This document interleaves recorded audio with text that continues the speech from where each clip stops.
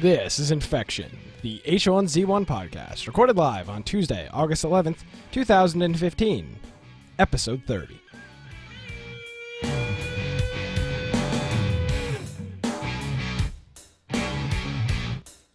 Hello, everybody, and welcome to Infection, the H1Z1 podcast. Infection is your source for the latest information on H1Z1. We bring you the latest news, changelogs, developments, strategies, and speculation each and every week. My name is Nick Craig. At Gamecast Live is my Twitter. InfectionPodcast.com is the website. Back again. We didn't get canceled, Brian. Yes. Aldridge. What's going on, Brian? Yes, no cease and desist order this week. We've made it. Yes. So now officially, that'll be something kind of exciting. What we didn't know we weren't supposed to talk about has actually been announced. Yeah, so we'll actually get to talk about it officially. That'll be good. Well, I mean, it was official last week. Well, yeah. This is Infection, the H1Z1 podcast. We bring you the latest news on H1Z1, and we sure have a lot of news this week, Brian.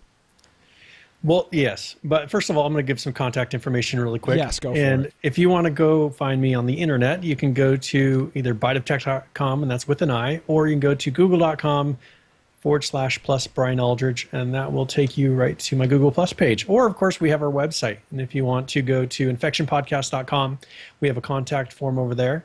And we also have a way, we have people ask us, how do you want to support the show? And I don't know if you want to show that really quick. Yeah, so I shouldn't say constantly. Every once in a while, somebody will say, hey, I really like what you guys are doing, this, what can I do to help you guys? Yeah. So we've thrown together, like a lot of other podcasts, we've thrown together a support page. So it's infectionpodcast.com/support. We've always had a PayPal donation on the website, but we've also set up an Amazon affiliate program.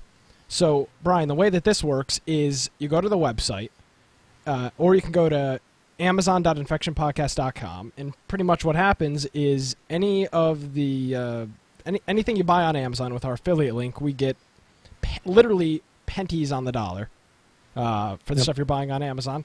But if you're going to be buying this stuff anyway, it's a way to support the show. So people are always asking, what can we do for the show? I don't have any money. I can't donate.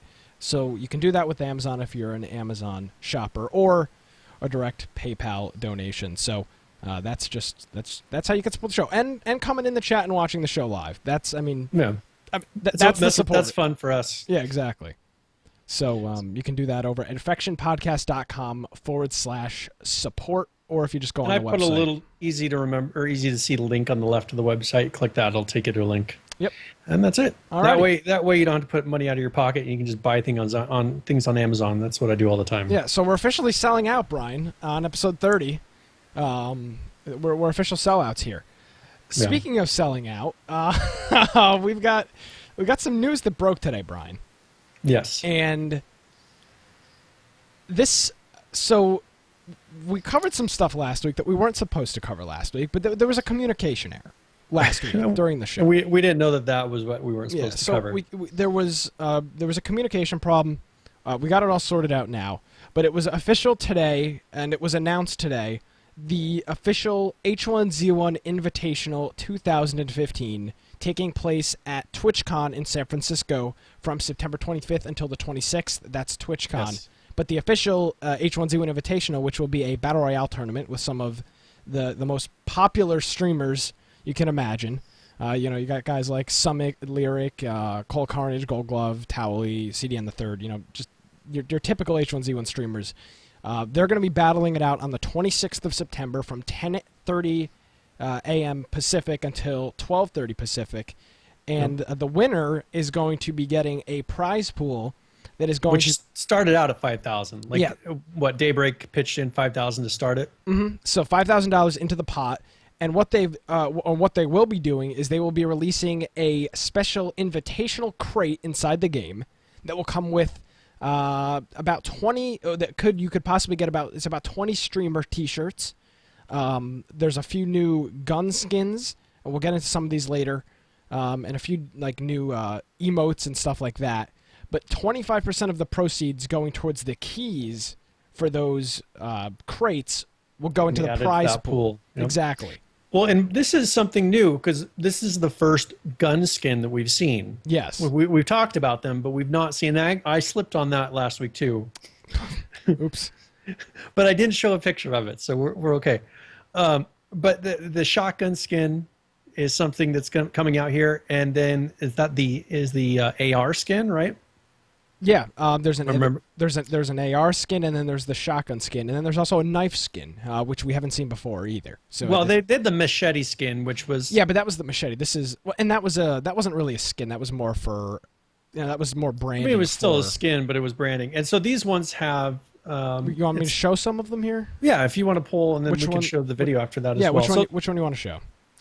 All right, so first show like the knife skin because you can kind of see the textures. Yeah, exactly. So there's the knife skin. It's got this like toxic green color. Toxic is the name of the skin, but it's this toxic green kind of. Now they are sponsored by Razer, and isn't this kind of the Razer theme?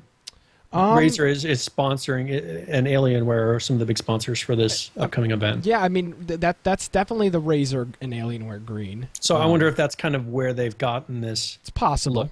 And then we. It's correct. H1Z1 DB. That is the AK skin. Sorry. Oh, I'm sorry. Yes. Okay. So then we've got the AK skin, which is the toxic AK skin, and you can see just the body has got that toxic color wave in it. And then a similar thing with the shotgun. I like the shotgun skin personally the best. Because it's got the Z, the H1Z1 Z on. Now I wonder how much this is going to stand out. Because if you look at these are incredibly bright. And now they're ultra rare according to the website. So I mean, I don't think you're going to see a lot of these in the wild. And then there's also imagine how much they're going to go on the market for. Yeah, that's going to be pretty wild. And then there's also just a Kevlar vest as well that's got the Z on it, which is also. Still, that's bright. Neon green. I mean, these things are so bright that if you're trying to sneak around, and look at that ski mask that they have. The ski mask is just incredibly bright. Yeah. Then there's the ski mask. Then there's also the boonie or bucket hat as well. R.I.P. wallet. That's for a lot of people. For skin people. And there's also a glove as well. I forgot to show that. So here's the glove, pretty similar to kind of some of the glove skins that we have now. But that's pretty much this idea. Now, Brian, we've got a video to show. So let's. There was an official announcement of this event, and we're gonna get into after we come back from the video. We'll get into what we think this means for the game, what we think this is going to do for the game, but. There was a promotional video made by the company, and I said to Brian this before the show. They always do great jobs on their promotional videos. Like for the Marauder Crate video was extremely funny. This one is not funny, but it's You kind of watch what's going on in the background. I mean, it's high. It's a high. I say high level production. It's a nice, clean promotion. It's not garbage. It's not like oh man, we need to do this announcement tomorrow. We need, 2 random workers to stand in front of a green screen to shoot a video. Like it feels production. So without further ado, here's the video. Hey everybody, we have a big announcement. H1Z1 is going to TwitchCon 2015 this year to host the H1Z1 Invitational. That's right, 50 plus of your favorite streamers are going to be playing live in a Battle Royale tournament at TwitchCon. People like Lyric, cool, Summit, nice, Sexy Hexy, all right, Soda Poppin', all right, Legendary Leah, what? CDN the Third, sweet, and a lot more. Yes, we're also going to be bringing along 4 community members, and you can find out more in the details below how you can win a trip to play in the Invitational. There's also going to be a crate that we drop in H1Z1 that funds the tournament. 25% of the proceeds of that crate directly fund the prize pool for the H1Z1 Invitational. This crate also has awesome streamer shirts inside of it. People like OMG Firefox, ItMeJP, and Summit. So check out the crate and try to see how you can build a prize pool and get your favorite shirts. So if you want to support some of your favorite streamers, make sure to tune in to Twitch TV on Saturday, September 26th. Watch them duke it out in the H1Z1 Invitational. See you there.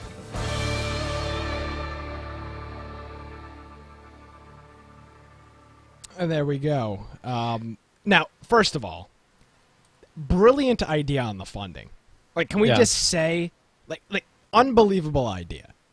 Because they had to they had to throw, not that $5,000 is not a lot of money, but $5,000 was put into the initial pot. Yeah. And I mean, this is literally crowdsourcing. Like, I don't know, whoever came up with this idea, like, genius. Let's just say that straight up. Like, unbelievably good idea. Well, and this is the thing with something like this. This is what's going to get these streamers really pushing it. Exactly. First of all, if they can get more people to buy their skins, it shows support for them. Because one thing they're gonna do first of all is on their streams, they're gonna be sitting and opening crates. Yeah. Kind of getting that mentality of this is what you're supposed to do in this game, because I think the Steam marketplace kind of pulled that away. It kind of minimized the whole buying crates and just people go out and buy skins. But I think this is going to push the streamers to start opening crates on stream again. And then they're going to be encouraging all the people that watch them to go and to get these skins to support them. I mean, look, CDN the third, like he's going to have 50 people running around chasing him with his shirt on. Yeah. Now the interesting thing is, like you said, Brian, they needed some kind of way to get people to buy these keys, right? I mean, we've seen in the past the crates do all right. Yeah.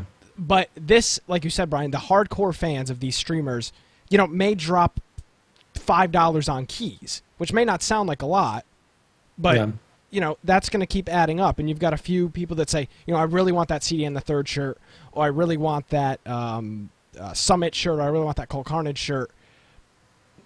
That's going to be the kind of stuff that's going to be driving this tournament. And just unbelievable idea in terms of Daybreak to get this funded. Now, in line with this, we've seen a lot more people, a lot more of the bigger streamers start streaming H1Z1 again in anticipation for this. Now, TwitchCon is a month and a half away, at this point. So we've still got about a month and a half. But Summit's been streaming H1Z1 for the last 3 or 4 days. He's been doing streams, like 11-hour streams of H1Z1. So he's definitely jumping on the bandwagon and starting to stream it again. And that's going to reflect when we get into the numbers a little bit later. So Brian, TwitchCon. I mean, what is this going to do for H1Z1? Is this going to bring people back into the game once they see some of the, like Adam said in the video, 50 plus of their favorite streamers battling it out at TwitchCon in San Francisco? Is this what H1Z1 needed to get people back into playing the game and getting people to try the game again that haven't played it in 3 or 4 months? Well, I think this is going to be what it takes to get it into the public, the public's eye. I think this is a good thing to get it to be the top game on Twitch. I mean, that's a big thing that they want to do. A lot of these other games came out and they become the top 3, the top 4 games on Twitch. I think at least for the next month, you can expect this to put H1Z1 right in the top slots again. Yeah. And so I think this is going to be their main objective coming up to TwitchCon, that, hey, we want our game to be one of the ones that are seen most. And maybe this is the start, with these tournaments. We see them all the time at Dota and a lot of these other ones. Maybe this is something that is going to be the beginning of having tournaments like this on a regular basis, if they can pull enough money. Yeah, I mean, that's going to be the key there. Now, the key, that's funny. Getting into this, what if this doesn't perform? Which I think is possible, right? Yeah. I mean, is it possible that the keys don't sell? Well, the prize money is going to be a really good indicator of how many keys they've sold. Yeah. So if the prize is low compared to what, if it's $15,000, that's $10,000 from sales, right? Is that going to be enough to really motivate these streamers? That's not to $10,000. Well, I mean, so, and that was, I saw Pistol Pete saying in chat when we first announced this, that for some of these streamers, $5,000 isn't a lot. I mean, $5,000 is what they're making in less than a week in donations, realistically. Yeah. Some of these top tier guys, the guys that you see that are pulling 30, 40, 50, 60,000 plus concurrent people, that's what they're making in 3 or 4 days. So is $5,000 enough for them? I mean, they're already going to be at TwitchCon. Well, I mean, that's just the beginning amount. So they've got to make at least another 5,000 in sales. It's got to I can't, if they only made a 5,000 in sales, which is what, 25% of the keys of the total. I just don't know if that's going to be a big enough motivation. I mean, people will do it for that much, but you want to get them to where, hey, this is something we're looking forward to. Like, hey, we got to do this. Yeah. So that will be taking place at TwitchCon, and it was funny because they said 2015 Invitational, which kind of harped on the You would fact assume there's going to be a, there's a 2016. It seems like the goal with this is to make this a reoccurring event. It's not just the H1Z1 Invitational. It's the 2015 H1Z1 Invitational. And the 2015 is right in their logo. So that, I'd say Easter egg, but something to look at when, is this going to be a one-time And they thing? said that there are more streamers that are going to be invited. So like if you look at the bottom of that, it says more to come. Mm-hmm. So maybe it is people that, if you start streaming this more often, we'll help you out here. Now and let's we'll talk put you on about this list. let's talk about the giveaway. Now they're doing a giveaway, and it's for 4 community members, 4 different community members, and they're doing a vote thing on their website where you submit either in a picture, you can submit an essay, funny video, something like that. And Can we submit a podcast? the problem is, Brian, it's for one person, so we'd have to submit it, and then if we won, we'd have to decide who's going. We'll submit our entire podcast. Why not? Here's our essay on H1Z1. And we have 2 hours, 30 worth episodes. Yeah, there you go. 2 hours each. Here you one big MP4. It just never ends. So they're gonna send 4 community members out, and it's actually a pretty good deal. It's a round trip flight. Now the key is it's in the United States. This is not a contest for the entire world. And we do have a lot of listeners that are, and a lot of players. No, they're saying United States, so not Canada. No, it's amazing in how the many US. Canadians we have. So, and we have a bunch of people in Europe as well. So. Yeah. So this is, and of course, trying to make the cost as low as possible for them to do something like this. If you're in the U.S. and you're 18 years or older, you can enter this contest, and possibly it's like a 3-night stay in San Francisco, admission to TwitchCon, and of course the round trip tickets. Hey, if you're interested, if you got something funny, hey, you never know. You might be sitting at TwitchCon in the end of September. So if you got something to submit, you can go to it's h1z1.com/invitational, or if you just go to our website, there'll be a link on it for that, and you can see all the rules and make sure you qualify and see how you can get your submission on there. And what if one of our listeners wins that? We expect him to take some video for us. Video and I'll send you a shirt. I'll send you my shirt. Yeah, you can wear it. You can wear it. You can keep it just to wear the shirt. You can go. Yeah, just go up to the H1Z guys. Hey, don't you know about the podcast? Yeah, right? look, just take Brian's shirt. We're like, what podcast? Look, just take Brian's shirt. He doesn't wear it. It's sitting right behind him. It sits over there. Yeah. So hey, it's not even been worn. Well, that's unfortunate. Hey. Yeah. So I don't remember where I was. So that's the H1Z1 Invitational, and that may, Brian. I remember last week or the week before I said they need to do something, but I'm not sure what it is. This may. They said they want you to wear those glasses too. Yeah. Can you send them your glasses? Yeah. They need to do. I said they needed to do something. I didn't have an answer, but I think this may be the something that they needed. TwitchCon, of course, Brian. I don't know if you follow TwitchCon at all, but it gets a lot of hype. It's all over Twitch. It being TwitchCon, it's an extremely popular event. So having H1Z1 there, promoting the game, having some of the streamers promote the game, I think this is a win-win. Well, and right now the game feels very playable. Yes, and I mean, you want to go into this? Just as far as our clan-wise, like this weekend, we had a lot of people on. Like, to the fact, we had the number of people in TeamSpeak and in-game this weekend similar to numbers that we had like 2 or 3 months ago.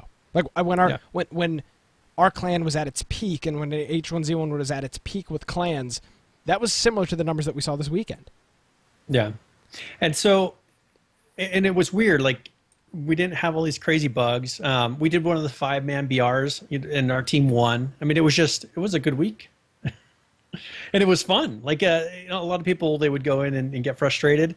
We went in and played, and it was just like old times. Yeah, for old time's sakes. Yep.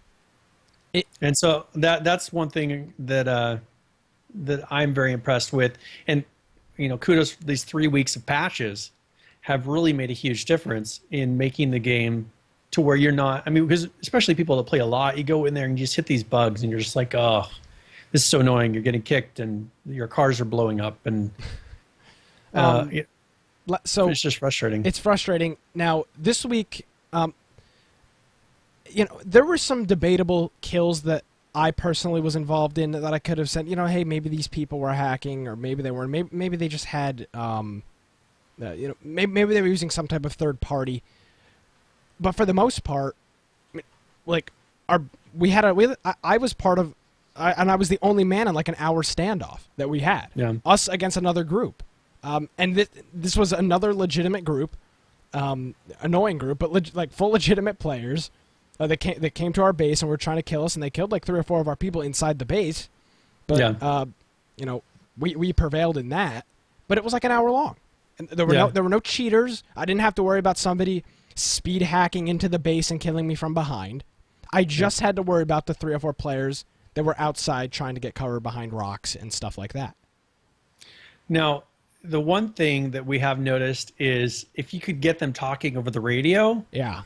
That's a huge advantage. Their little speakers show up through objects across the map. Yeah, so maybe this might not be the best thing to talk about because they're giving away our secret.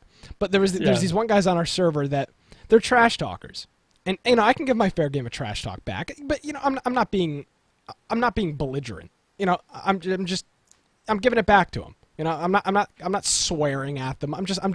They're egging me on. I'm egging them back on. So at one point, Brian is sitting in one location, and he's like, and TeamSpeak is like, keep him talking, keep him talking, keep him talking. Yeah, I'm sitting in the middle of a bridge, and I can see their little speakers coming up over the hill. And they're all just, they're all screaming. So we kept these guys talking, and it worked out in our case. But I had, and I tweeted this, I think I had the most fun this weekend in H1Z1 than I probably ever had in the game. Like I needed this moment so bad inside the game. I needed the moment where I was like, this was fun. Yeah, it was pretty unbelievable. So that's one thing that I did notice. Now, do we want to talk about some of the changes, the development updates that are coming up? Yeah. So let's get into this stuff. This was announced yesterday. Yeah, a lot of. This is the laundry list that we've been talking about that we wanted for a while.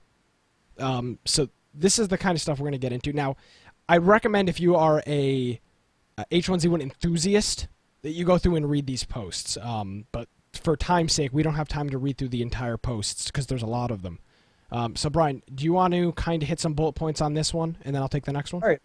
So they put an announcement out pretty much stating that they are not going to be working on the new map, like what we were considering this whole new city and on this whole new area. And a lot of people will initially say, oh, that's horrible. What are they doing? What they've decided to do instead is to pretty much fix the current map.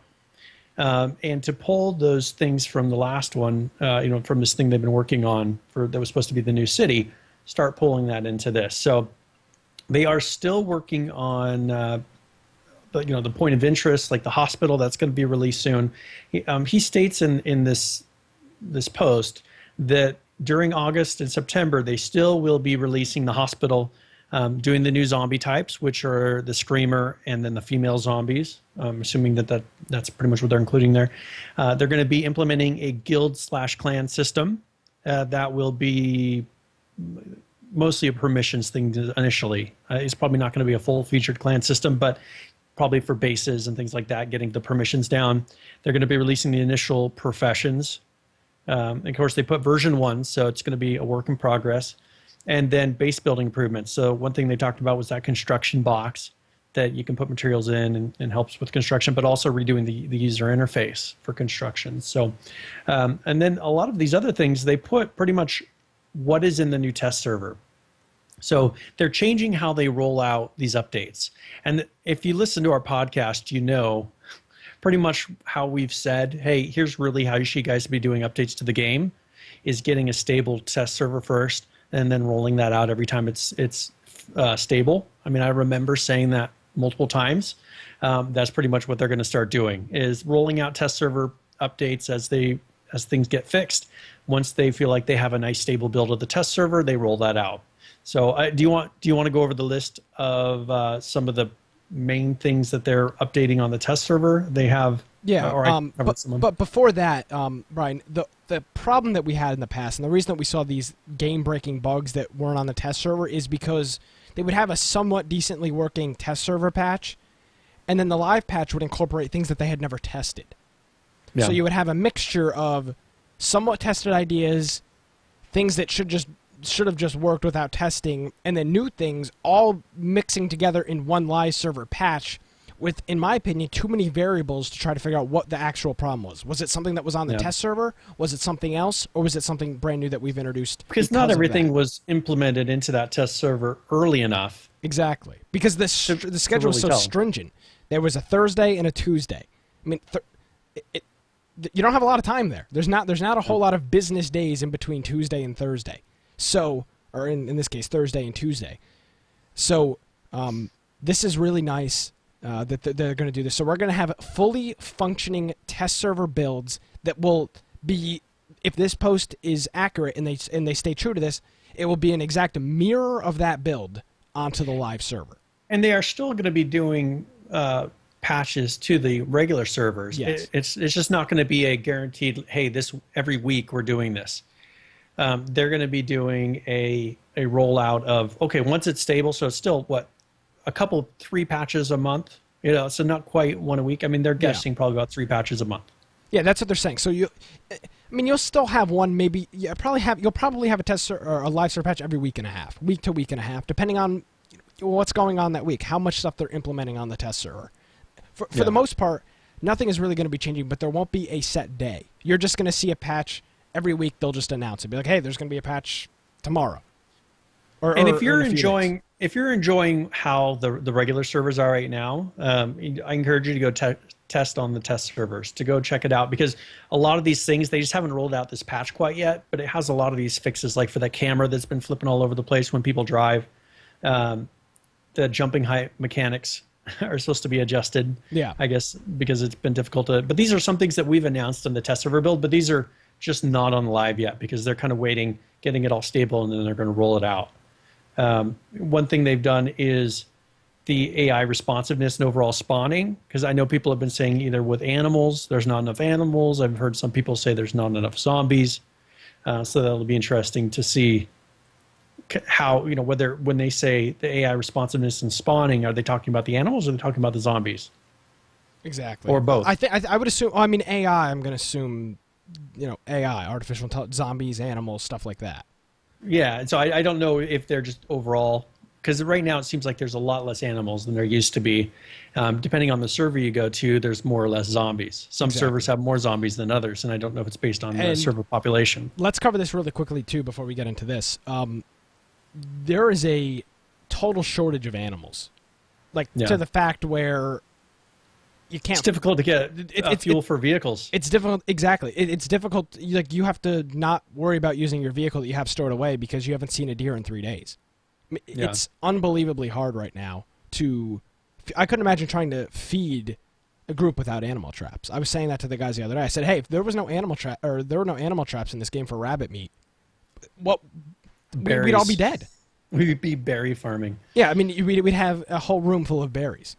It's pretty bad, and it used to be. Yeah. At one point, it was to the point where you could drive around in a car for half an hour and feed an army for a week and a half, and then there was none. There needs to be that middle point where there's this a similar amount of it, probably less, but less animals than zombies. But right now, it's it might be 10-1 zombies to animals. They're non-existent. And I'm talking deer really. There's sometimes rabbits, but. You're not going to kill those. Well, and one nice thing that they're patching in this next patch is it says voice over IP displays. Mm-hmm. You know how on the left-hand side, it seems like the people talking gets all messed up. It gets very. And I wonder if it says adjustments to voice over IP displays. I wonder if that's also talking about that speaker. I think it's any display having to do with. But I'm saying that little speaker that runs around on the character, I wonder if they're going to be adjusting that to where it's not quite so far away that it's visible. Brian, I hope not. You could have saved this for a tip of the week, but I'm just going to kind of go with this anyway. If you're in a group with other people, because they may fix it with this voice over IP display thing, if you're in a group and you need to find out where one of your group members are and they're at a distance, just have them talk. Yeah. And that speaker lights right up. We were using that to a great advantage when we were in this standoff. I would be like, hey, somebody to the left, and then I'd be like, hey, Musty, talk, and then you would see his speaker icon come on inside the group, so that I and could you can see where see he him was. Across, behind mountains, behind roads. And I'm thinking they so. may fix that, so let's just cover that now before they take it away. So anybody can use that to their advantage if that gets fixed. But that's a really good way to kind of triangulate where people are. So let's get into a few of these things, and I have some more suggestions after that. So some of the things that they're going to be bug fixing and tuning have to do with server performance tweaks, so just general performance of the servers, just an assorted crash problems that still come up from time to time, and fix the case of being stuck at the loading screen, which I know has plagued a lot of people, adjusting the damage effects, fixing issues for the mouse wheel with zooming in and out of the map. They're going to be fixing a problem with melee weapons and actions in BR play. I'm not sure exactly what that is, because I always try to avoid using a melee weapon. Yeah, I mean, there's not too many opportunities where it's sneak up behind somebody with a hatchet. So I'm not sure exactly what that is. Fixing part of the models not rendering. This is where sometimes you see the invisible people, or you don't see the invisible people in that case. They're going to be fixing stuff like that. Loading screen spinners and statuses they're working on as well. Game hints on the loading screens. There's only a few in there now. No, there was one. I think there's more than one. No, there was one. They put in the patch notes that there was one. Oh, okay. And now they've added number 2. Okay. So I'm sure they're going to add more later. All right. So yeah, some miscellaneous hints when you're loading in. Unless they've added more that they just haven't announced. Okay. And this is part of it. Yeah. So that will be in there. Improved grouping controls. Brian, I don't know about you. The grouping system it's pretty good right now. Yeah. Other than the it doesn't update if someone leaves. Yeah. And comes back in, or someone leaves and you add somebody. The names overlay on each other, like they'll have a gap and then there'll be 2 names on top of each other. That's kind of a problem. Yeah, but in terms of the controls of getting people in the group, it works pretty well. Now, Handy says there are more than 2 now. So when they did their last test server patch of saying, hey, we added a name, they only had 1 at the time. So they must be adding a number now. All right. Like you said, Brian, voice over IP displays. Fixing that stuff. Fixing the lost focus with the Steam overlay. My Steam overlay doesn't work at all anymore. I don't know about you, but I tried, was it Shift-Tab to pull up the Steam overlay? It frankly just doesn't work, and neither does taking screenshots. Mine works, and I wonder, but I use the Windows interface now to take screenshots and do that. But either way, my Steam overlay didn't work, and of course the screenshots and stuff didn't work. But that's been an ongoing issue for a really long time now. Sometimes it works, sometimes it doesn't. What else? Fixing issues with the containers closing immediately. I had this the other day trying to loot a car. You would open it. It would just open up. You'd see what's in it. It would close right away, and you could never get into it. Again, addressing issues with invisible players. Making vehicles more persistent, which we talked about last week. We saw this. We're not really sure exactly what making them more persistent means, but we'll see that as well. Fixing issues where vehicles were not staying on top of objects. There was still a very rare case where vehicles would fall through objects, but for the most part, it works pretty well at this point. Brian actually had this today when we were playing a 2-man BR. When you're the passenger in a car, the camera just kind of swings from left to right. Makes it really difficult. You couldn't, if there was somebody there, Brian, you would probably not been able to kill them. Because it goes from like side view to side view. It doesn't like swing around. Yeah, it's just there. It flips back and forth. Yeah. You can't aim at anything. And then also, this is a really big issue. This one specifically, getting damage when you log in. Every single time I log in, I do anywhere from like 10 to 15 points worth of damage. Every single time. On multiple accounts. And I think it was Falcon that had logged in and his character died the second he logged in. Yeah.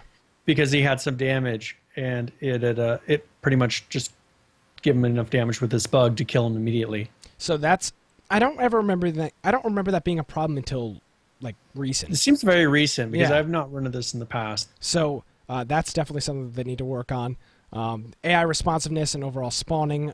I would hope overall spawning may have to do an AI responsiveness with spawning of more animals, possibly. I don't know. The jumping in height mechanics, the falling damage calculations. Seems like they've kind of turned off falling damage because we slid down a mountain today.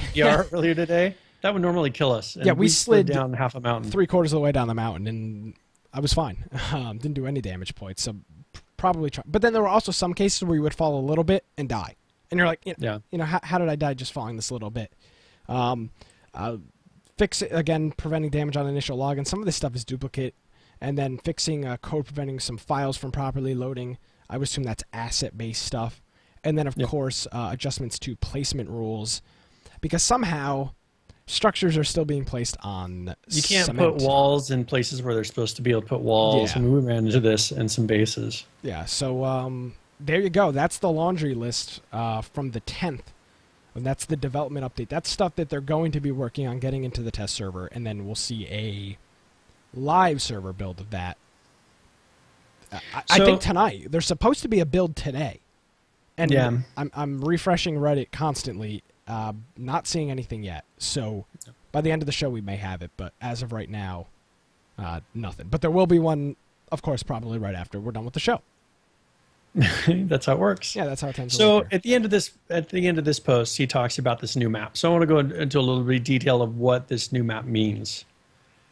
What they're talking about is, as we said before, not doing right now a whole new zone. Because we were talking about this new city, how it was going to be a new area. They've decided not to do that. What they're going to do is populate and make more interesting the current map. So they're actually going to move, like Rancho Taquito, for instance, they mentioned, they'll probably move it to where it's more balanced with the other cities. They're going to make it so that the cities are bigger, that there are actually alleyways and things in the cities so people can have gunfights throughout the city and just not on the street. Yeah. So they're going to take a lot of those buildings that they've been kind of making in preparation for this big city and put them into the current cities and make them much bigger and more interesting. Yeah, Brian and I were talking about this before the show. The biggest city in the game is Pleasant Valley, and it takes less than 2 minutes to run through the entire city. You can run a straight shot through the city is probably 90 seconds. Straight shot. I mean, right now the cities are not big enough to sustain, sufficient gameplay. I mean, you go into the cities now, there's nobody even there. And they're empty. Because there's like a few points of interest in each city. PV, it's the fire station, the police station, and the supermarket, and then sometimes the apartments. I mean, that's it. Yeah. So they're expanding the cities out. So you're going to see a bigger Pleasant Valley. You're going to see a bigger Cranberry, and a bigger bigger Rancho Taquito. But in this post, they say moved. Not sure where or if it's actually going to be moved. But for an example, he said Rancho Taquito would be moved. And I would imagine if they're going to move it, they would move it more to the west.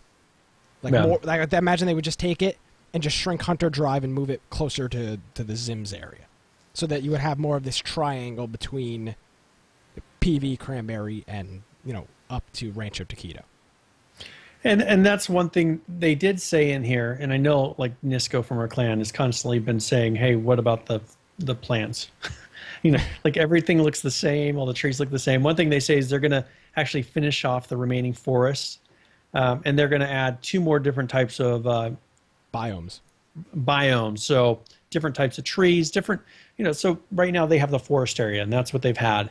They're going to add different total looks so that as you go from one area of the map to the other, not everything is forest. Exactly. Not everything is trees and berries and whatever types of trees that we currently see in the game.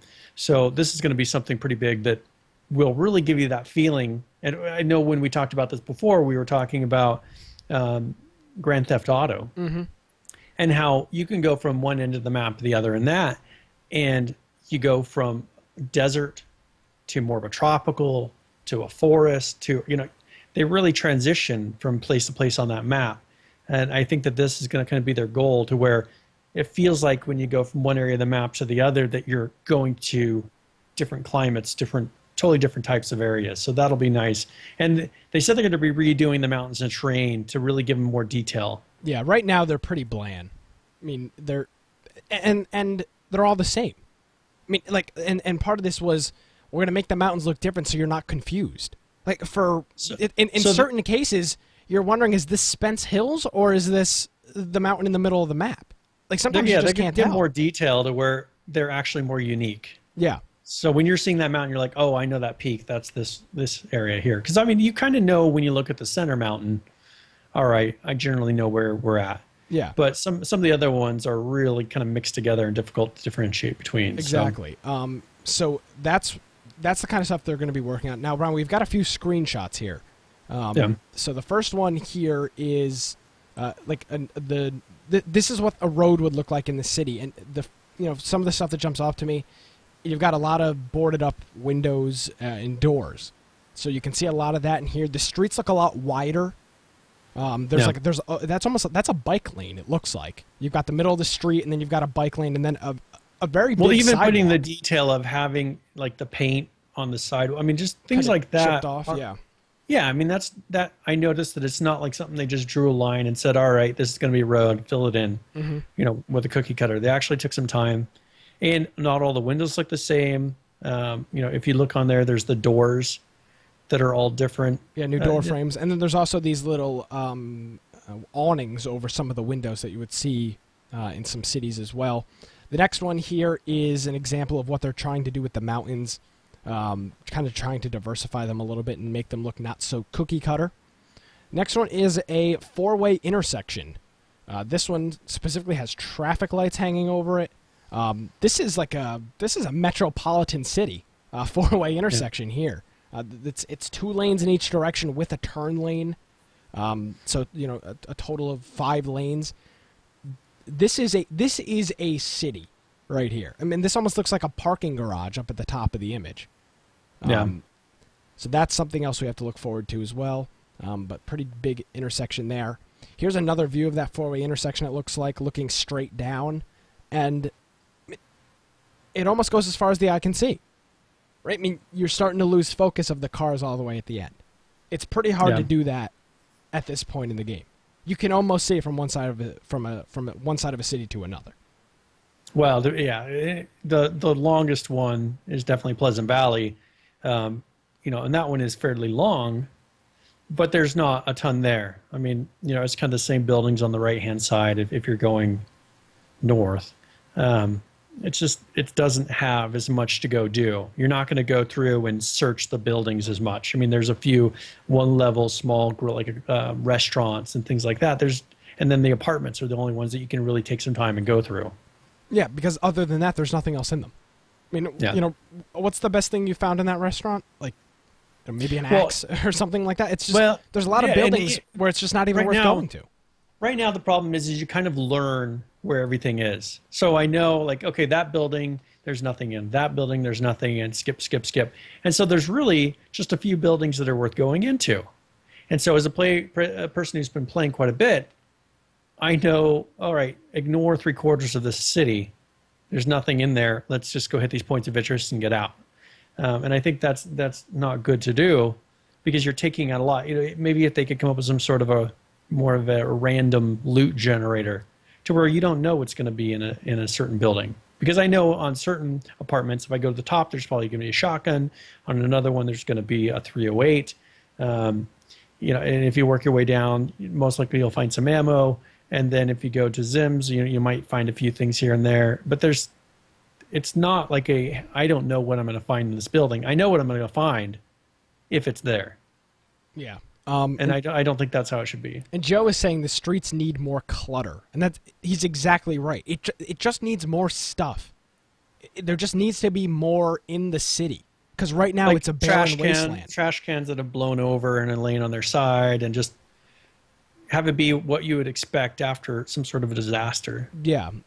Now, one thing that you said, Brian, was you're talking about the specific places you go, and one that really stands out to me, and you're going to know this one as well, is some of the rich houses over by Pleasant Valley. There's that one little green shed that always spawns a shotgun.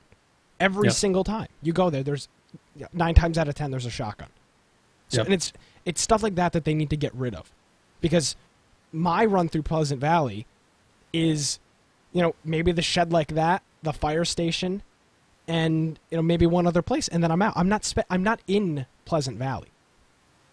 I'm kind of going from point A to point B to point C. I'm not walking through the streets. I'm just kind of hopping from location to location, and I'm not spending time in this city. I'm spending time going to the 3 hot spots in the city, and then I'm leaving. So there's never any time for and in this thing, in his post, he says, a shootout in an alley.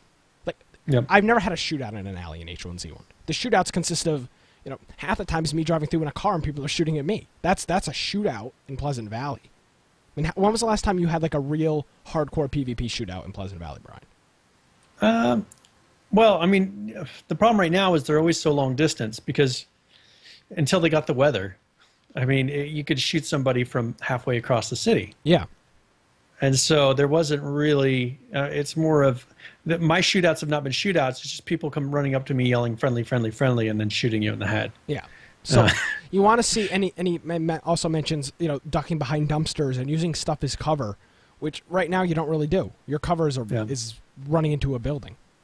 So, and I mean, it'll be really interesting to see how they start to lay this out. How much are they going to do in sections? Because, this is something that they've made the decision. Here's our new approach of how to do these. Mm-hmm. Are they going to do this all at once, like as far as a major change of the layout, or are they going to take a city at a time? It'll be interesting to see how they roll this out. And the time frame. This is a lot of stuff. Yeah, and there was no time frame on that. So, I mean, let's be realistic. We are in the middle of August right now, or we're in the middle of about the middle of August right now.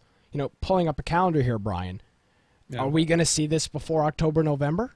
I mean, this is essentially them making another map, except it's going to be on the same grid. They're just kind of sprucing stuff up. Can we expect this in the next 2 months? Well, I mean, that's the thing is I don't know if they're going to redo the layout because they're talking about redoing the they're redoing the entire map. So that's but they're going to pull a lot of stuff. But that's what I'm saying is are they going to go through and first of all export the landscape? Like, are they redoing the landscape right now? They're going to export they that are redoing, and then they are redoing the landscape. So they're redoing the mesh and everything. That's what I'm saying is are they going to do that initially, get it out there, and then start releasing updated points of interest like the Zims and the cabins? Yeah, I would think so. So we'll see. But I mean, this is not going to be a quick thing. This is not something you see in 2 weeks, and you're like, "Wow, this looks great." This is essentially them remaking another map, and that's exactly what they're doing. But and that's going to be the interesting thing is seeing how they start to roll this out because it is very ambitious. It's not like a totally new map where they just say, "All right, here's the map that we just finished." They're rebuilding the current map. Yeah. So we'll see what they do. A few more pictures here. We've got one, Brian. You liked the doors. You're a doors guy. So what gets you so excited about these doors here? Well, I like variation because for me that's my immersion. Not having because right now the current way that all the trees are, kind of we talked about the trees and the buildings are so similar that there's no immersion there. And I've talked before how I really like to build that story in my head of what happened. Here, when you look at these doors, people have tried to block them off. When they're hammering these things shut, is it because they're trying to keep someone in, or are they trying to keep someone out? And then once you get in the buildings, I really hope they start to unravel a story. And I think this is just a start of that. When you walk into a room, you can say, what happened in this room? What did someone try to survive in here? And I think that, them putting the boards across the doors and making all this variation lets me kind of build that story in my mind, which makes me enjoy the game a lot more. Yeah. So there you go. That's the doors. Next one is the apartment buildings with a fire escape, which is cool because right now with these buildings, there's one way up and one way down. So you don't really have to worry about, making sure that you just got to make sure nobody's walking up the stairs and you're good. But now there's going to be, a way for people to go up the fire escape and hop into different levels and stuff like that. So you can see that on an apartment building looking thing there. And this next picture, Brian, in my opinion, is probably the best picture on this whole thing. This is a city. I mean, these are borderline but for this game, these are borderline skyscrapers. These are the taller than any of the buildings we currently have implemented inside the game. This is a city in this game. Well, and that's the thing is this, what we're seeing right here is not going to be what it looks like in game. No. But this is giving them something to start from as far as here. Oh, where are we going to put this building in Pleasant Valley? How are we going to build this block out? These are what they call assets for people that haven't really looked into it. This is what they are going to start with and start putting together cities. Yeah. So none of these screenshots are what's going to be in the game. These are just all. These are just things that they're currently working on right now, and they're going to just kind of paste one here, paste one there, so on and so forth. And they're saying, Henny's saying in chat that those skyscrapers are not going to be accessible. That makes sense. Of course. I mean, what are you going to do? Run through 72 levels of a building? I mean, of course. 100 floors. Of water bottles. Yeah, that makes no sense. Of course. So then this last picture here is a view of what appears to be the mountains, and this almost kind of looks like kind of the new look. Yeah, of what you would expect to see, and that's another nice looking picture there. So of course those skyscrapers, maybe a few floors will be accessible, but of course you're not gonna you'll spend a week trying to go through you'll go through the entire building, and then you'll have to go all the way back down the entire building to get all the loot. I mean, it'll never end. Loot will be spawning the entire time. Well, and that's kind of what I had suggested. I think it was last week, just saying, well, why don't you could make it to where every couple floors there's an accessible room. Mm-hmm. Have it to where a lot of it's kind of blocked off, and like maybe when they were trying to secure the city, they went and like they were showing the barred up doors. Yeah, I mean, you can make it to where people can get up into the halls and go up the stairs, to a certain point and block off a lot of the rooms. I mean, you don't want it to be like the apartments where it's just like, okay, all right, here's a floor, here's a floor, and they're all the same. And other stuff they could do is, have like a stairway collapse. So like that's the end, right? Like there's other stuff above you, but you can't get to it because this stairway is completely collapsed, right? Yeah. So there's stuff they can do to make it so it's not just, let's go. You can go up 5 floors and then just, a locked door. And I like the idea of, like you said, a collapsed stairway, because it makes you in your mind fill in the blanks of, exactly. Oh, there's more up there. Yeah. Even though there's not. And the first thing that came to my mind when I thought of that was like a shooter game, like a Battlefield or a Call of Duty has a lot of that, a lot of rooms that you can't get to because it's a lot of facade. Yeah, exactly. The stairways collapse. But you're like if I could only get up there, right? There's other stuff up there, but I can't get to it because the thing is collapsed. So that's something that I think they should work on as well. And then some new shaders, Brian. Shaders were really talked about in this post. And like I said before, if you're an H1Z1 enthusiast, go to our website, infectionpodcast.com, and read through these posts, because there's a lot of stuff that we're kind of ad-libbing and shortening down to fit inside of a 2-hour show. So the new shaders. But that's going to make it to where when you look at something, I mean, it just looks better. Yeah. And then I think that's definitely what this needs. I mean, they've done an excellent job with the weather and just the way the sun, you look at the sun and the moon and the way that is going out in nature. And I think now what they need to work on, and what they are working on, is making the buildings and even the mountains, because the mountains haven't really been anything to speak of as of yet. And then they look very much the same. Yeah. And then the last thing that I wanted to touch on were the street signs. So in this post, he says, you'll be able to tell your friends to meet at the corner of 5th and Broadway. Like, that's going to be nice. Right now, where are you? The main road, the main road. That's it. There's one road. Yeah. What do you? Just say I'm heading down the street in Pleasant Valley. Yeah, I'm running towards the supermarket. I'm running towards Romero's, or I'm running towards the apartments. There's none of that. And and every once in a while, when I'm not on when I'm not in like a city right now, people ask where, I'd be like, I'm on West Greenhorn. I'm at West Greenhorn near First Street going into Cranberry, because it makes sense. I'm on West Greenhorn. Yeah, West Greenhorn runs all the way from the eastern part of the map all the way to the western part of the map. It runs the entire southern length of the map. So, being a little more specific, and it's going to add something to the game, Brian. You like that immersion? I feel like that's an immersion thing for you. Like the street, these are, you can put a name to where you are. It's not just the second street. They don't necessarily need to make the map bigger. And I think this is kind of something we've touched on too, is it's not necessarily that the map has to be way bigger right now. They just need more stuff. They could take advantage of the room they have. Yeah. It's so. Because I remember when we talked about this, we said like in Grand Theft Auto, there's in a small amount of space, there's so much stuff and detail, and like you can do a ton of things in a small area that you can't do in H1Z1 because you can only run around that one building so many times. For example, play some BR, and you just look at how much empty space there is.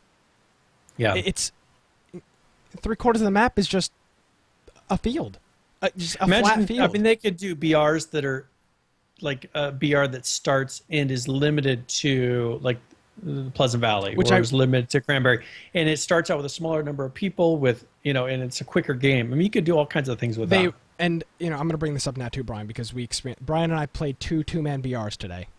So I'll take this for what it's worth. We came in the top 10 twice, and total in both of the two BRs, one we came in 4th and one we came in 6th. We saw about 5 other players. Yeah. So they need to do something with that. I mean, all we had to do was just get in a car, and we just sat there. I mean, we just sat we just moved with the zone. I mean, it's not like we were, not trying to get in confrontations. We just moved where the zone was. We were looking for people. I mean, we went and got the airdrop. We got an airdrop, and there was just a cop car that drove by. They never shot. They just drove right by. You can't really get much more into a hot zone than that, the big green trail going up into the air. So they definitely need to limit BR when they do this new map, because right now there's too much space. And, that initial gas run takes 5 minutes for when it says the gas is starting until it gets to the zone. It's too much space, not enough players, and you can get in the top 20 as long as, you just happen to spawn where there isn't somebody else. Well, and that's where I think if they can get it to where they make a much more intricate area, then they can start it out in a smaller area. Mm-hmm. Because if you look at what they're doing, like look in CSGO and games like that, I mean, there's a lot of people running around in a very small area. It's just there's a lot of corners and there's a lot of things to go around. If you could get it to where they had a smaller BR, you had a mode that was a quick mode. Yeah, like a 30 or 40 man, a big Pleasant Valley BR. Like, if Pleasant Valley was double the size or triple the size that it is right now with this new zone, something like that. That would play out super quick. That would be a 10-15 minute game max. And it'd be guaranteed quick action. Yeah. Because right now you're not guaranteed quick action. No, and one of the reasons, and people ask us sometimes why we don't stream more, because it's boring. I could not have imagined streaming BR today. It was so unbelievably boring. We got killed by the gas one time. We didn't even see people. We got killed by the gas because we couldn't get up the side of the mountain. And it was just, it's incredibly boring. You sit on your you sit on your phone or alt tabbed out half the time because you're just waiting. So they got to do something. If they could get it to where it's not that waiting game of, okay, the smoke's going to come, we got to wait here until we see where the smoke's going to go next. I mean, otherwise you're just dropping in a city and just trying to get as many kills as quickly as possible, but you're not expecting to win. Mm-hmm. I mean, there's kind of two ways to play this, and I'm the one who wants to survive to the end, and so that's where they really need to come up with a quick mode. Yeah. So we'll see with that, but I definitely think the last few days I've had the most fun I've ever had with H1Z1. Our group is, I'd say our group is is back, right? We got a lot of people we haven't seen in a very long time popping back up, and it's fun. It's a lot of fun, and if you played with a group, get your group started again.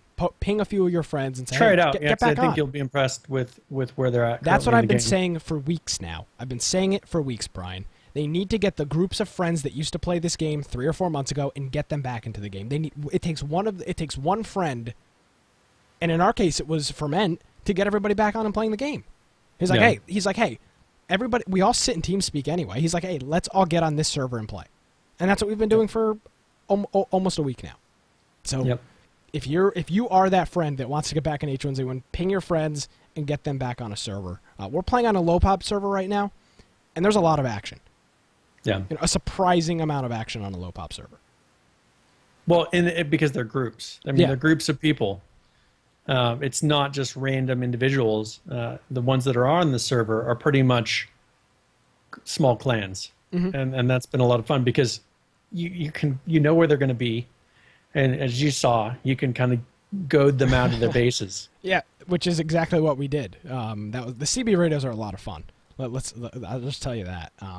especially with that trash talking back and forth, which is an element of the game. Yep. So there was a few patches this week, Brian. Very minor test server patches. So I'm going to jump into this one right here. This was on the 6th, so this was last Wednesday, I believe. There was a small little patch, and it fixed a problem with melee weapons and actions in BR, which we talked about is part of their laundry list as well. And then they added additional hints to the loading screen. So now And he said there's 5 total now. Yeah, but as of 8.6, there was more than 1 now, so we're going to assume 5 from that. And then it says behind-the-scenes server stability changes. So, I think the servers have been pretty stable, though, right? They haven't been resetting. Stability, I mean, the stability has been... They're so stable that vehicles never disappear. Which is a problem, yeah. They've been staying in people's bases, which has become a problem because you never see them at the spawn points. Yeah, so that was the 6th, pretty minor test one there. There was also one on the 7th, another test server update. And this one had some similar stuff, some server performance tweaks, some assorted crashing problems, fixing the issues of people getting stuck at the loading screen, which from time to time happen for a lot of people, adjusted damage effects, and then also fixed issues with the mouse wheel zooming out of the map, which we talked about before. And then there was one more test server update yesterday. And this one's pretty interesting. Yeah. You want to take this one? So they said that they're going to do where door codes have been expanded to 16 alphanumeric characters. So it's no longer going to be the 4-digit codes. You know what that means? Password. It's going to be my password. Yeah, everybody's going to type password. Mm-hmm. The number one with password. an @ symbol for the A. Yep. Or ABCDEF. Something like that for your password. And so that's one big thing that I didn't see coming. And then they have a new thing that they're putting in the test server that you can point and report a player with Control R. So once every 10 minutes, you have the ability to report a player without having to die to them. So let's say perhaps you see someone speed hacking. Good luck. You can, try to point at that person and press Control R, and you'll be able to report that person without. I would recommend getting an aimbot so that you can constantly, if somebody's speed hacking, you're locked right onto them. It would be impossible to lose them if you had an aimbot. Yeah, well, I don't think we'll recommend that. The one issue I see with this is you're trying to line somebody up and somebody runs into your field of view. I feel like I feel like that could be a problem. Or just, kind of reporting your friends for the hell of it. That may be a problem as well. I mean, I don't know how many people are actually going to use this on a regular basis. First of all, if they really should put a thing where you have to type in a description, and maybe have it be to where right now if you do enough accurate reports, you get kind of whitelisted. But if you do enough pointless ones that they're obviously wrong, they you'll don't get care. it to where your reports don't mean anything. Exactly. So that's that was that test server build. Now, one thing, Brian, since I haven't played the game in so long, I like how the code system works now. It's pretty much resets when the server restarts or the door code is changed. So you put in the codes once, and every time you log in, you don't have to go through that and open up every single door again. Yeah. So that's really nice. That's been definitely nice because he just can log out, come back the next day, and your stuff everything works. It's it's not opening up a Word doc or something where you can have all your clan passwords or a sticky note that you have on the wall with I think that's what most of our clan does is they write it on a sticky note next to there. I got it right here on my desk because it's saying every once in a while it's like, what is this code?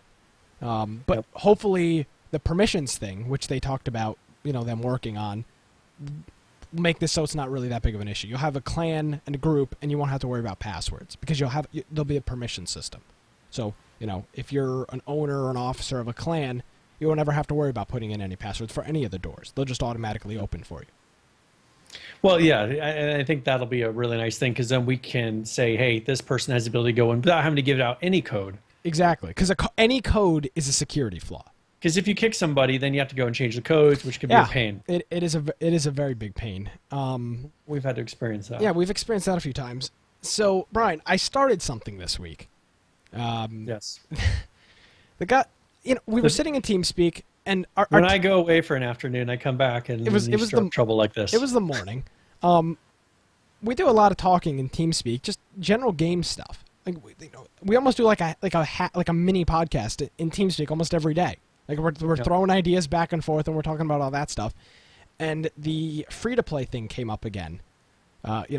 Is H1Z1, what H1Z1 is going to be a free-to-play? How do we feel about that? Yeah. And somebody said, hey, why don't you start a petition, a change.org petition for making H1Z1 not free-to-play? So I started one, and it's got almost 730 supporters, and it's been up there for 2 days now. Yeah. So if you're interested in making H1Z1 not free-to-play, we're going to roll with this. We're going to send this to Daybreak, and a lot of people are commenting that our letter wasn't specific enough. What we will be sending to Daybreak once we hit, I think, 1,000 signatures is going to be make H1Z1 a one-time payment and not a free-to-play game.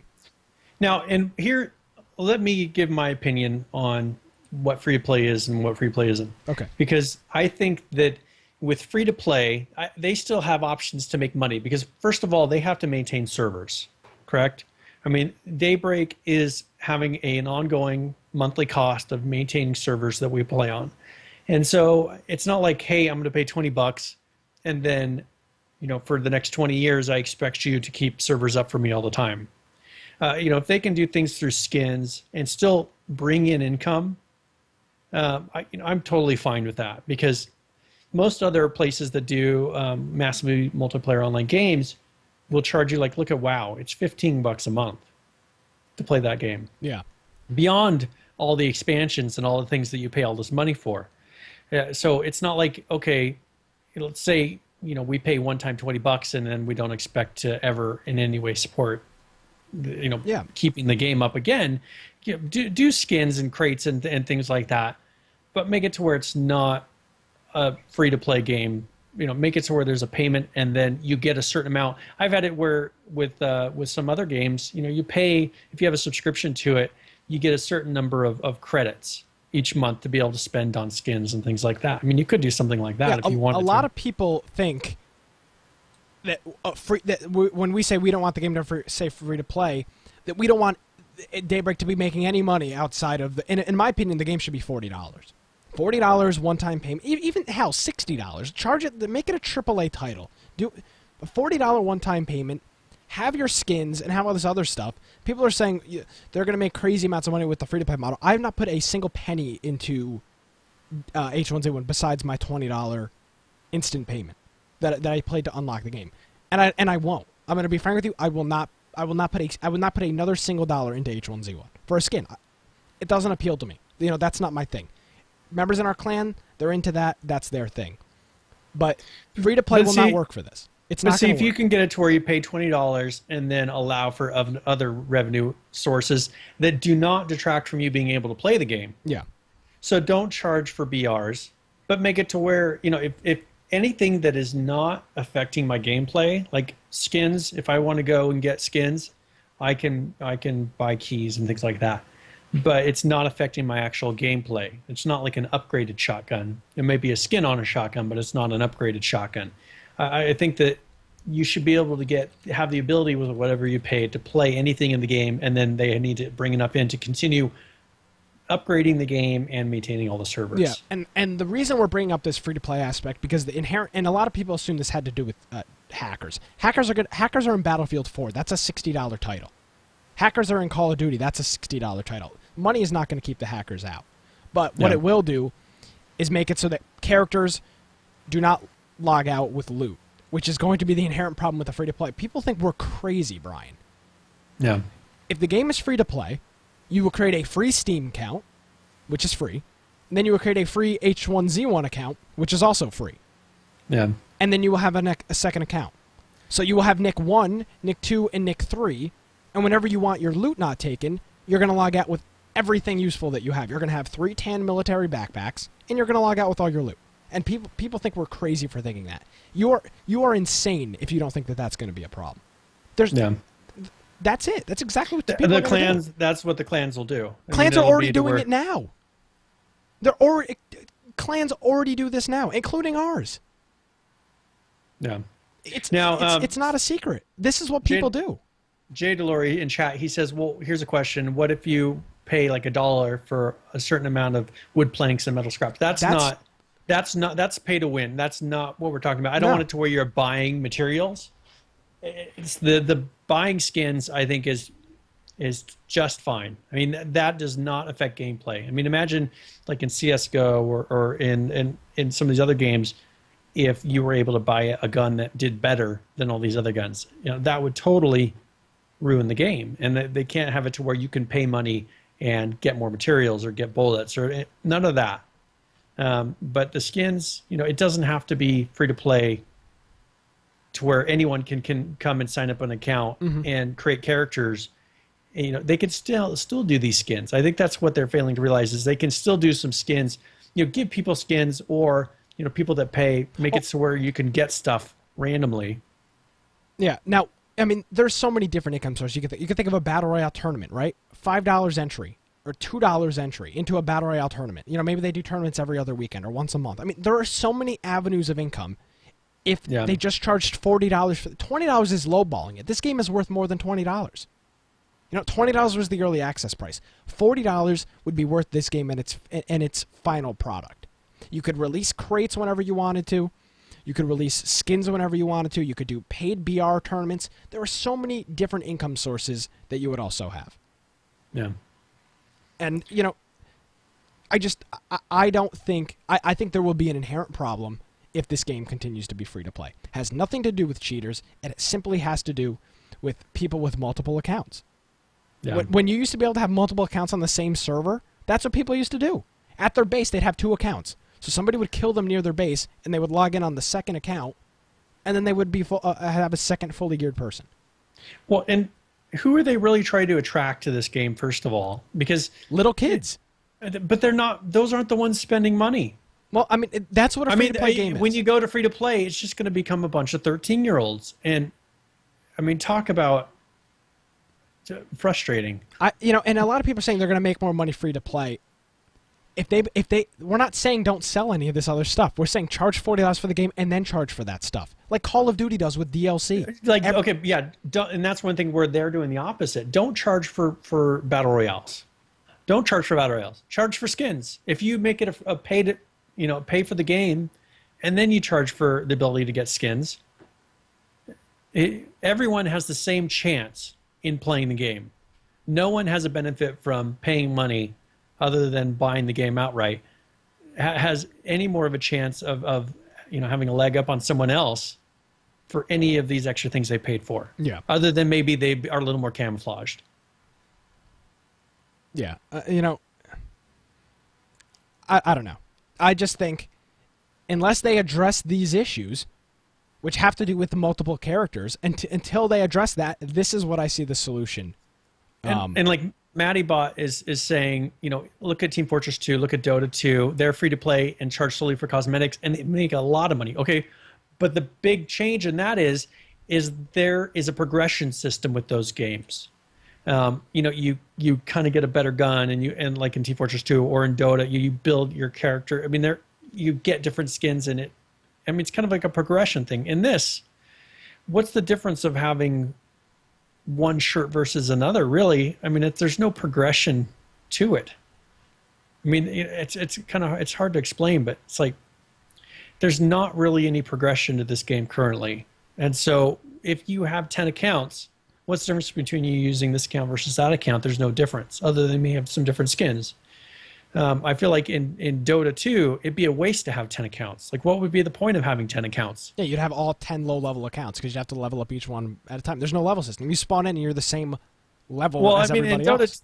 I mean, there's no ranking system. It's like, it's just, that's the thing. It's not that there's progression, but there is a ranking system. In here, there's no ranking system. There's nothing that you're trying to earn or maintain. Yeah. If H1Z1 and Daybreak want to put forth a solution for my concern, and I think our concern, then sure. But I haven't seen the solution. This game is going to be free to play before we know it, and there's not going to be anything in the game worth getting because everybody's just going to log out with all their stuff. Yeah. Yeah. So, they could have premium battle royale, Brian, that you pay for, and you get better stuff for that one. How about the free battle royale that you get from paying $40? You know, only the top one, or only the first person gets a reward. You know, a mystery bag V1. But if you pay for an entry ticket, you're in this other BR, and the top 5 people get it, and it's a mystery bag version 2. I mean, there are endless things they could do to gain revenue for this game. So, you know, we're not saying we don't want them to make money. There are just inherent problems with a zombie game, a zombie survival game, that free-to-play just doesn't make any sense. And the characters logging out and the hacking, those are just 2 of them. And for me, like when certain games, like there were games that I paid for that went free to play, and just that whole feeling, like the total feeling of the game changed. First of all, in some games, it was like, well, are you a paid account? Are you a free account? Like, are you a premium account? Because there was limited amount of things you could do. So then you couldn't plan raids because you're like, well, are you on a free account? Can you even go to this content? I mean, I just like paying for a game and knowing that I have what I need to have. So we'll see. We'll see what Daybreak has to say. You know, the audience for this game is I think should be a more mature audience. You look at this is not a knock on Team Fortress 2, but you look at the audience. It's a lot of younger kids playing Team Fortress 2 because it's free. Younger kids can't work. It's illegal. Yeah. You can't have a job until you're 14 legally in the United States. So free to plays are their avenue. I mean, is the 13, and you talk about not making any money. You think a 13-year-old is going to pay for skins on H1Z1? Yeah. So, hey, you can make the argument that they'll make more money with free to play, but the people that play free to play games most likely aren't going to be spending money on skins. Now, of course, you know, well, I do. Of course, you know, there's exceptions to every rule. But you know, the free to play audience, I don't think it will be willing to. I've played a lot of Team Fortress 2. I never spent a penny on Team Fortress 2. Yeah. It's not me. And I know there's a lot of other people that are in that mindset. And then I've got friends that have invested hundreds of dollars into skins and hats and stuff on Team Fortress 2. Yeah, there will be nothing in any of the bases. There will be no point of rating if the game stays free to play with unlimited accounts. There'll be nothing in there. So we'll see. We'll send it to Daybreak. You can find the petition at our website, infectionpodcast.com. 730 signatures in 2 days. I think that speaks pretty well for the community. Yeah. It's you know, depending on the day, over 5% of the audience that plays the game currently. Not the million that own it. The you know, the 10,000 or 12,000 people that are playing. So we'll see. Maybe they'll address the free to play stuff. But if you're against free to play and you don't like it, go ahead and sign the petition, and you can do that there. Yeah. So now one thing that they've done is for these leaderboards. Yeah, they've been in the boards have been there. They just don't work. Yeah, they I think they say coming soon. Mm-hmm. Correct. Yeah, they've been saying coming soon for a month now since they were first introduced. Yeah. But they currently are on the test server and currently functioning, I believe, according to the screenshot. This is Adam on the test server, and it says... It actually has his name on there. Yeah, it's got his name with 35 daily wins and 37 daily kills. So you can see him on top of the test server leaderboards. I would imagine that's changed by now. But that is now in the game. Yeah, this is on their test server. So they're talking about rolling out this patch pretty soon. So I'm wondering if this is going to be in that next patch to expect in probably a couple days. But yeah, not today. No, there should be they said there was going to be a patch today. So I don't know if this is considered in that. I'm sure about 9:05 we'll see a patch, I would assume. That seems like a pretty reasonable time. What do you think, Brian? Yep, the second that we wrap it up. Yeah. Now, Sebastian tweeted out something today. This is a picture that he tweeted out, Brian, and it was different head models. Yeah. So right now there is one player head. So he's adding more player head models, or he's working on more player head models. So here's one right here, or here's one of the player models. You can see the front view, the more of an angled view, and then the side view of this player head option. So more options into customer characterization, which I know a lot of people like. That's a big thing for a lot of people. Well, and then, yeah, you'll have more variation of when you're running across people. They're not all going to look the same. Yeah. And so that'll be fun. They're going to have more variation in the zombies. Now this is a male character. Are we going to expect a female character as well? Variation? I mean, because I would assume. So I mean, that's the thing is you would expect to have a lot of variation because all these survivors should look way different. No, not everybody in the world looks the same. Yeah, and so like right now, even if you look at the variations between the males, their noses are slightly different, their face structure is slightly different, but they're pretty much the same person. Mm-hmm. And the females, like one has a little more narrow face. There's not a lot of variation between them. Yeah. Not enough to be like, hey, that's a different person from 20 yards away. Yeah. So that's so I think if they can get it. To. Yeah, I think if they can keep on adding these variations to where people kind of build their character, especially with the new professions coming up. You're building, all right, this is my character, this is what he looks like, this is what he does, and you're building your own backstory. If right now, this is my character, he looks just like you, he does all the same stuff you do, he just has maybe a different shirt. Yeah. And that's pretty much what we have right now. So that's that. Now, Brian, you put something else here in the show notes. You threw the issue tracker in here. I just wanted to show the progression. Tracker. And now, first thing, Brian, we got to note. Some of you obviously took our advice and applied for the issue tracker jobs because that notice is no longer on the website. So, Brian, I would assume you applied? No. That's unfortunate. Sorry. So, do you want to go through this? You're a big fan of this thing. So I just wanted to go through and kind of show, because if you look at August, the 8th was our last show? Not the August 4th was our last show. Mm-hmm. On there, they kind of show you the trend of created versus resolved. And you can see there, I mean, it's still a very constant rise. They had 7 created, 7 solved on the 4th, but after that, they've been still hitting these patches pretty hard.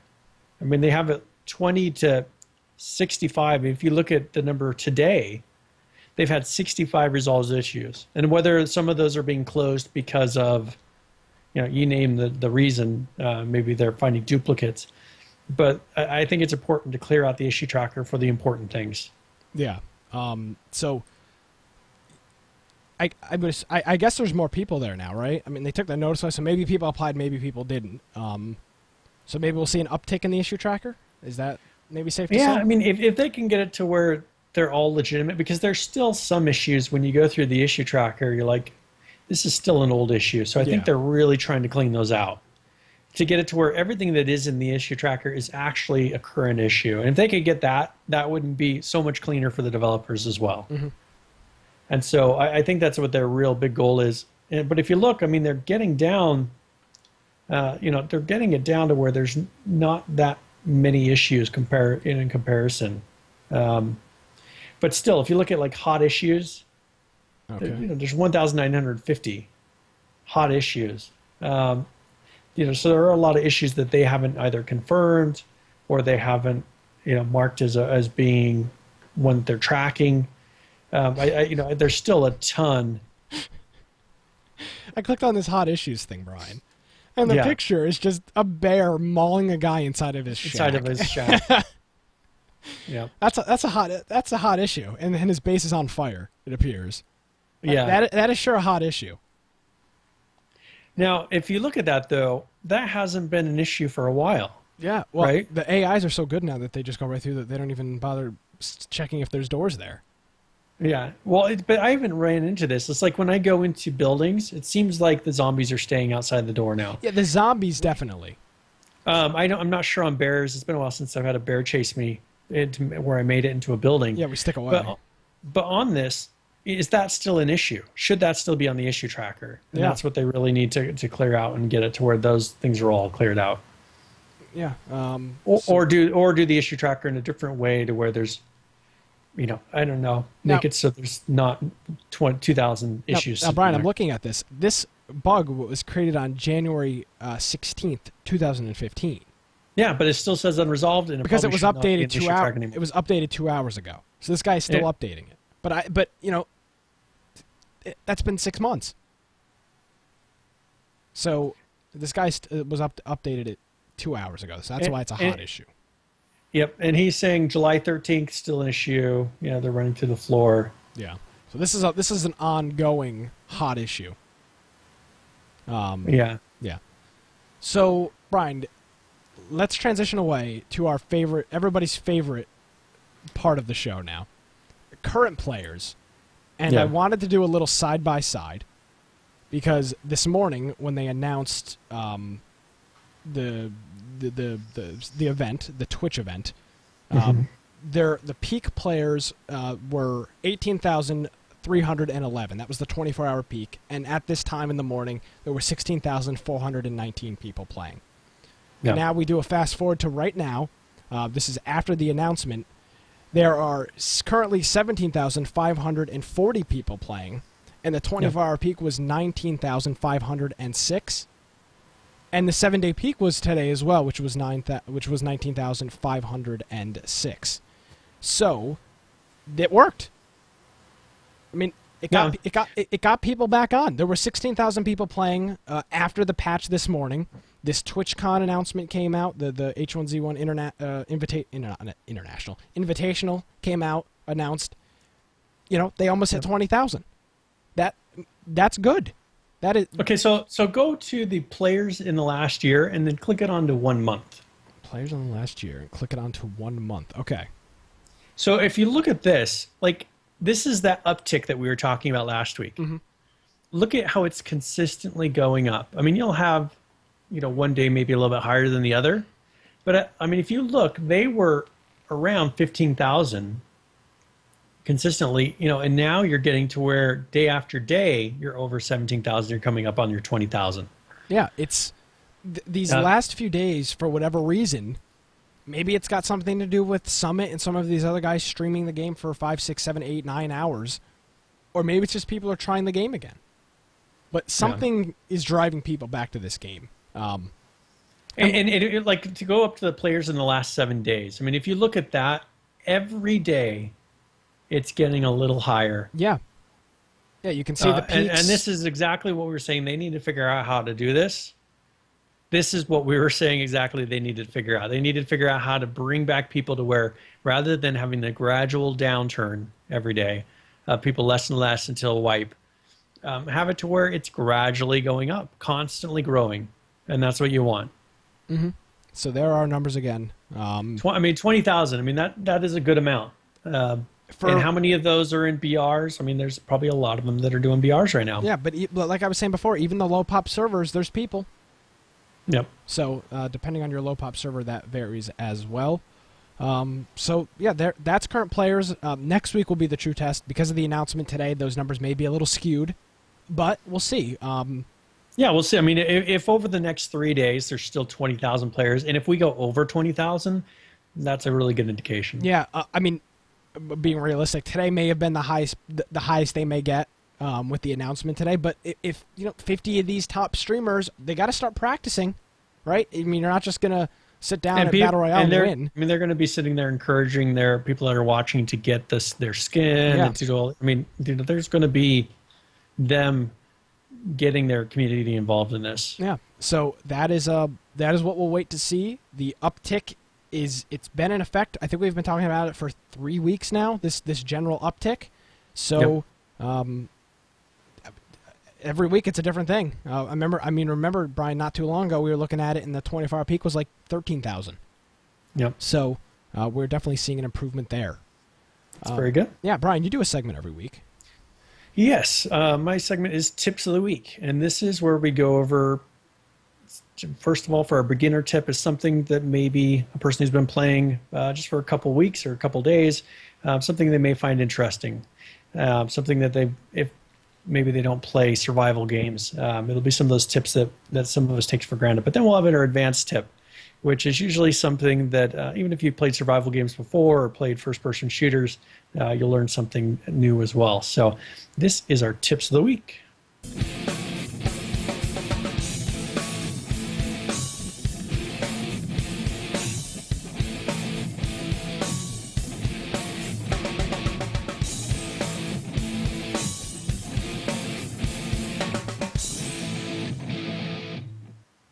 All right, so for our beginner tip, it's when in doubt, just log out. One thing is if you get trapped inside of a building and you're surrounded by zombies, which right now doesn't seem as much of an issue, but as they start to increase the spawning ratio, or maybe you're on a low pop server, you may find that there are a lot of zombies waiting for you to come. If you log out for even for a couple minutes inside of a building or a safe area, those zombies will lose aggro and they'll start to wander away.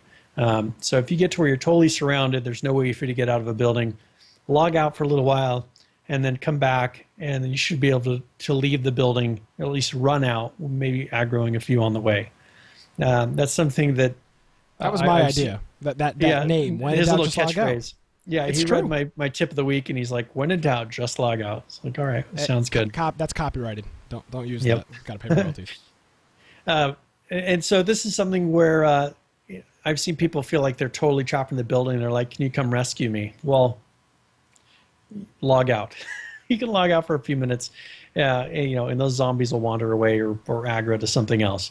For the advanced tip, when creating an initial base, it's really important to create a basic shack next to that area, especially if you're trying to build a very large base, because you'll find that you need to store very important items, and those are items you do not want to be sitting and carrying those as you go. Maybe if you have to go find more metal, but you've built some of your base already. You've already got some of your materials made and they're in your inventory. You do not want to carry those out with you, because if you die, someone else will take those and you have to start all over again. So create a basic shack in the area. Now, I've seen some people that will do ground, a hidey hole type of thing, but I think it's important that you put a shack in there so you can lock it and you don't feel like you have to do everything right at once.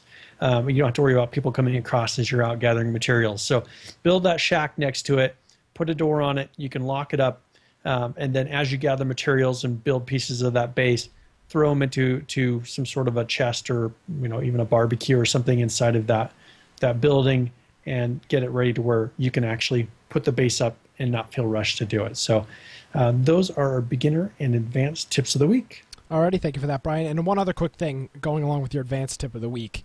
Time is very important when you are building your base. Those initial shacks are great, Brian, but if you don't move quick, which in our situation, we slowed up a little bit, we got a little cocky, we were wasting time on other stuff, you log back in and your thing is blown up. Yeah. So our temporary shack got raided, and people were like, "Hey, we raided your base." I was like, "Is that our base?" Yeah. So our shack. Thanks. Yeah. Brian, we've got some breaking news. Oh, this is breaking as it comes. We're waiting for you to get done with your tips of the week. There's a test server update today. 5 minutes ago it was posted, and the issue for this test server update fixed the cases of crashing while moving from the box of Destiny to the parachute. So this should make. So that's a lot of those people that were constantly crashing out when loading into the game, loading into the BRs. Yeah. Now, 81.6 kilobytes. This is a very minute. I mean, so this they is must literally have had some little bug. This that was is changing this. like the name of a file is about 81K. So this should make group BRs more stable, I would think, right? Because that was the issue with group BRs. Oh yeah, and he wants to know where your breaking news sound effect is. What sound effect? This sound effect? Breaking news. So hold on. I gotta say this. I love the fact that the updates are one line. Like, it's just, this is what they need. Fix the little issues, get them on the test server, and the live server will not be happening today. They said they're trying to address some crash bugs and other stuff on the test servers, so that they're ready for the next publish to the live server. So not today. We'll have to try it another day. Yep. But I'm glad we got that in before the show ended, because that was the vital information. At least with this is the thing where, hey, we found this bug, we figured out a fix. Let's roll it out to the test servers. Yeah, let's put it out there. I mean, it's not like we have this fix, we're going to hold on to it until Thursday, and roll this out. I think this is a much better way, because you instantly get to see it on the test server. There's no waiting, and there's no rush for them to have to shove content in, hoping that they get it in time so that then it can be rolled out to the regular server. And they can put these things out as they come up and actually see, like if they put this out and found, all of a sudden it made the problem worse, they would know it was just this bug that did it. You know, it was just this fix that was causing even more of a problem. Other than when they're trying to roll out a list of 20 things on a Thursday, that then, okay, which one of those things is causing the problem to be worse? Yeah. So we'll see when that live server update comes. It's not going to be today. It's way too late. They're still pushing out test server patches. We're not going to see a live update today. It's past 5:30. They're going yeah, home. I'm aware it doesn't say not today, but unless they're going to do it out at 3 a.m., it's not going to be today because they're still doing test server updates. And their whole thing now is make sure the test servers are stable before we go live. So they're gonna test this. They're gonna make sure people test it before it goes live. Well, they got to make sure people when they have to wait for people to actually log into the test BRs and make sure that this is not the same issue happening still. Yeah. Yeah. I mean, it would be possible for them to roll it out, but I don't see. I mean, if it's past their work hours, most of their people are going home. Yeah. It's 5:30, guys. You can assume some things. They got a train to catch. Yeah. I don't think they're going to do that today. We'll just leave it at that. We can argue back and forth for an hour if you'd like. I don't think they're going to do it today because the fact that they're still pushing test server patches, at almost 9 o'clock Eastern. So let's. I think we can agree on that, Brian. Yeah. I mean, I'd be very surprised. Yeah. And either way, we'll cover it next week because if it's not out now, and you don't follow the stuff, you'll figure it out next week too when we do. So, Brian with an I Aldridge, thank you very much. And where can people find you on the internet? Yes, on the internet, go to biteuptech.com. Of course, that's with an I, and that'll take you to my blog. Or if you want to go to google.com/plus Brian Aldridge with an I as well, that'll take you to my Google Plus page. Or you can go to our website. It's infectionpodcast.com. On there, we have our contact form. We also have our TeamSpeak information, and I like to always push our our Steam group. If you want to go to our Steam group and group up, maybe even for BRs, or just play around with a group of people. Maybe you found that your group has died off a little bit. Come and join us. We've been playing a lot lately, and we could always add more people to that list. Yeah, come to the dark side. And don't listen to what people say, because they'll tell you we're a bunch of hackers and cheaters.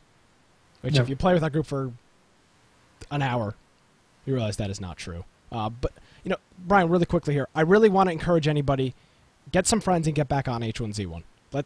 Let's make that this week's goal.